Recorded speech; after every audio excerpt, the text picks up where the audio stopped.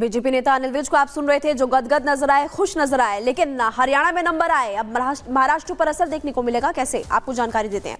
हरियाणा के नतीजों का महाराष्ट्र पर असर संभव है। हरियाणा के नतीजों से कार्यकर्ताओं का जोश और ज्यादा बढ़ेगा। बीजेपी पूरी तैयारी के साथ जीत की हुंकार भरेगी। अपने दम पर सरकार बनाने पर पूरी कोशिश रहेगी भारतीय जनता पार्टी की।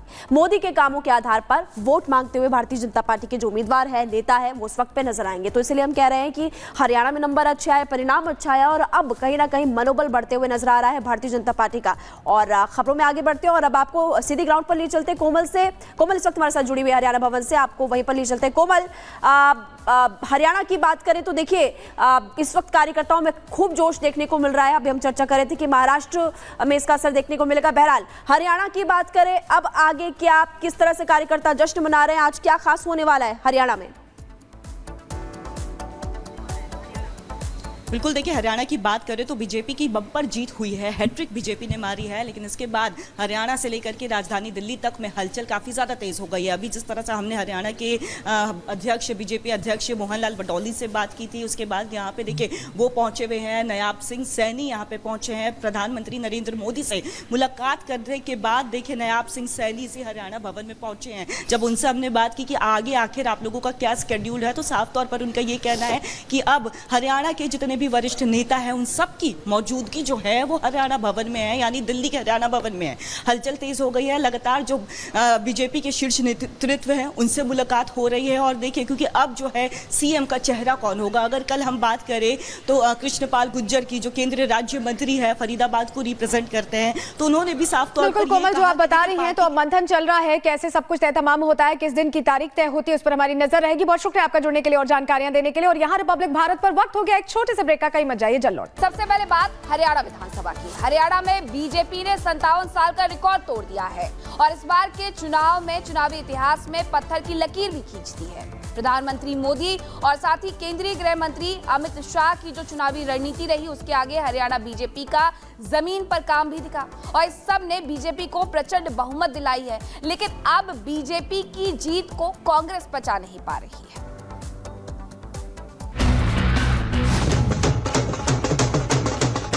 जो जलेबी का अंदाज लेकर के बैठे थे वो उनको खाने को नसीब नहीं हुई। मेरे गोहाना की जलेबी पूरे देश में मशहूर है, वो आपको खिलाऊंगा।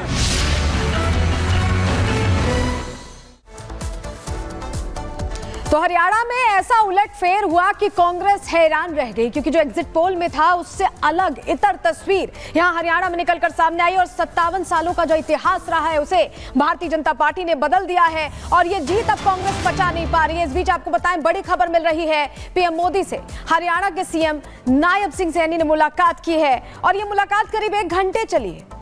जीत के बाद ये मुलाकात अपने आप में बहुत महत्वपूर्ण हो जाती है। गृह मंत्री अमित शाह की मौजूदगी थी, बीजेपी अध्यक्ष जेपी नड्डा मौजूद रहे। आदरणीय प्रधानमंत्री जी से शिष्टाचार मुलाकात हुई है, क्योंकि मैंने हरियाणा की जो प्रचंड जीत हुई है उसके बारे में आदरणीय प्रधानमंत्री जी को बताया है और मैंने कहा है प्रधानमंत्री जी को कि आपको हरियाणा के लोग बहुत प्यार और स्नेह करते हैं और उसका परिणाम है कि आज तीसरी बार भारतीय जनता पार्टी को इतनी बड़ी सीटें दे करके ये तीसरी बार हरियाणा में डबल इंजन की सरकार बनी है। प्रचंड जीत का जो श्रेय है वो श्रेय आदरणीय नरेंद्र मोदी जी को जाता है, जिन्होंने पिछले 10 वर्षों में ऐसी नीतियां, ऐसी योजनाएं चलाई हैं जिसका लाभ गरीब व्यक्ति को भी मिल रहा है, जिसका लाभ किसान को भी मिल रहा है, जिसका लाभ युवा को भी मिल रहा है और जिसका लाभ महिला को भी मिल रहा है। इस प्रकार की योजनाएं आदरणीय मोदी जी ने वो हर वर्ग के लिए चलाई हैं। उसका परिणाम है, उन नीतियों का परिणाम है, मोदी जी की ये लोकप्रियता का परिणाम है। मोदी जी को देश के लोग प्यार करते हैं, मोदी जी को देश के लोग स्नेह करते हैं और उसका परिणाम है भारतीय जनता पार्टी हरियाणा के अंदर तीसरी बार प्रचंड बहुमत से वो आई है और हरियाणा के लोगों का मैं दिल से धन्यवाद करता हूं कि जिन्होंने मोदी जी की नीतियों के ऊपर मोहर लगाई है। मैं सभी का आभार व्यक्त करता हूं। मैं अपने हरियाणा के भारतीय जनता पार्टी के सभी कार्यकर्ताओं का भी मैं दिल से आभार व्यक्त करता हूं, जिन्होंने इतनी कड़ी मेहनत और सरकार की डबल इंजन की नीतियों को जन जन तक पहुंचाने का काम किया है।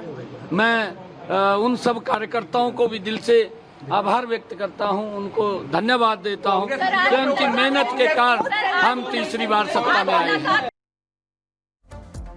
ईवीएम के ऊपर सवाल उठाने वाले लोग हैं, मैंने 4 रोज पहले कहा था, जो यहाँ पर सर्वे की रिपोर्ट आ रही थी, उस सर्वे की रिपोर्ट के अंदर एक तरफा कांग्रेस के पक्ष में माहौल था।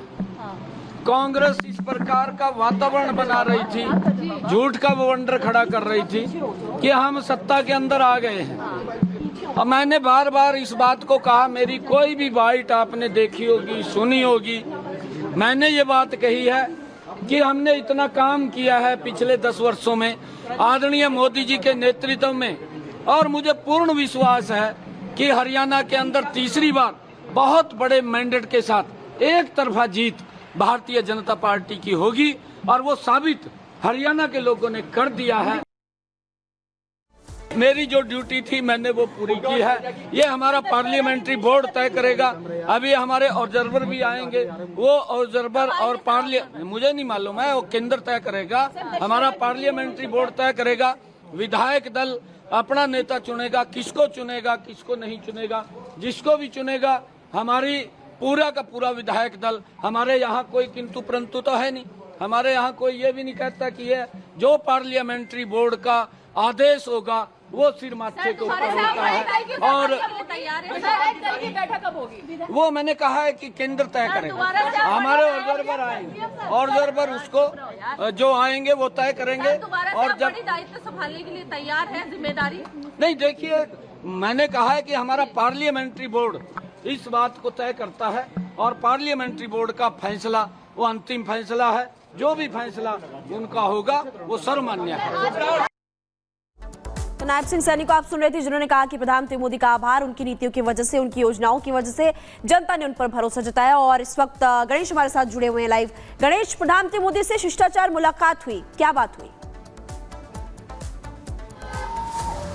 देखिए, प्रधानमंत्री नरेंद्र मोदी से हरियाणा के जो सीएम है नायब सिंह सैनी की उनकी मुलाकात होती है, शिष्टाचार मुलाकात होती है। हरियाणा में बीजेपी की इतनी बड़ी जीत के बाद ये पहली मुलाकात होती है। इस मुलाकात के दौरान बीजेपी के राष्ट्रीय अध्यक्ष जेपी नड्डा, गृह मंत्री अमित शाह भी मौजूद रहते हैं। और देखिए, जिस तरीके से लगातार जो तमाम बातें कही जा रही थी, उन सभी बातों को धराशायी करते हुए बीजेपी ने यहाँ पर बड़ी जीत हासिल की है। तो तमाम बातों को लेकर यहाँ पर नायब सिंह सैनी आज प्रधानमंत्री नरेंद्र मोदी को शिष्टाचार मुलाकात के दौरान अवगत कराने के लिए पहुंचे थे। साथ ही जिस तरीके से अभी आपने सुना कि नायब सिंह सैनी जिस तरीके से कह रहे, कांग्रेस ने जिस तरीके से जो झूठ की बातें कही थी वो जनता ने पूरी तरीके से नकार दिया। जनता ने डबल इंजन सरकार को एक बार दोबारा से हरियाणा के अंदर मौका दिया। और ये देखिए, 5 दशक के बाद बड़ी जीत एक तरीके से बीजेपी के लिए, यह युग है किसी भी पार्टी के लिए, हरियाणा के अंदर बड़ी जीत है। अब चुनौती होगी कि किस तरीके से, जिस तरीके से जो इन्होंने वादे किए थे, जो अपने संकल्प पत्र में बातें कही थी, उन बातों को किस तरीके से पूरा किया जाएगा। अब दूसरी बात ये देखिए कि आने वाले दिनों में जब विधायक दल की बैठक होगी या यहाँ से जो पर्यवेक्षक जाएंगे, उसमें तय किया जाएगा कि हरियाणा का अगला मुख्यमंत्री कौन होगा। और जब बीजेपी के हमने तमाम नेताओं से बात किया था तो साफ तौर से उन्होंने कहा था कि इस बार का जो हरियाणा का चुनाव हुआ था वो नायब सिंह सैनी को चेहरा रख के एक तरीके से हरियाणा में लड़ा गया था। अब देखने वाली बात होगी कि हरियाणा का अगला मुख्यमंत्री ये कौन बनता है। ये आने वाला वक्त 1-2 दिन के अंदर तस्वीर इसकी भी साफ होती हुई नजर आएगी। जिस तरीके से नायब सिंह सैनी खुद कह रहे हैं, जो हमारे अंदर जो विधायक दल का नेता होता है पार्टी में, वो पार्लियामेंट्री बोर्ड तय करती है। तमाम लेकर सवालों जो हमसे पूछे जाते।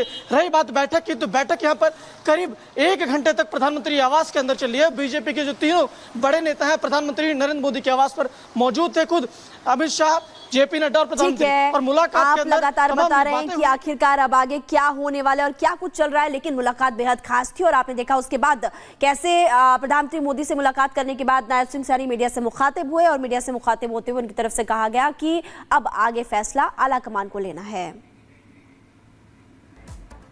तो चलिए गणेश आपको जानकारी दे रहे थे, लेकिन अब जरा आपको बता देते हैं कि कैसे ये जीत अपने आप में बहुत बड़ी बात है भारतीय जनता पार्टी के लिए और कैसे 57 सालों का जो हम बता रहे हैं कि इतिहास बदल दिया गया। देखिए बीजेपी की 39.89% जो सीट की यहाँ बढ़त रही है, यहाँ पर 3.5% बढ़ोतरी हुई है सीट्स में, यानी पिछले जो मुकाबले चुनाव इन्होंने लड़े थे उससे बेहतर हालात में इस बार ये रिजल्ट्स आए हैं। जबकि ये कहा जा रहा था कि एंटी इनकम्बेंसी फैक्टर है, वहीं आपको बताएं कांग्रेस 39.09% पर थी और यहां पर 11% की बढ़त यहां होती दिखाई दे रही है।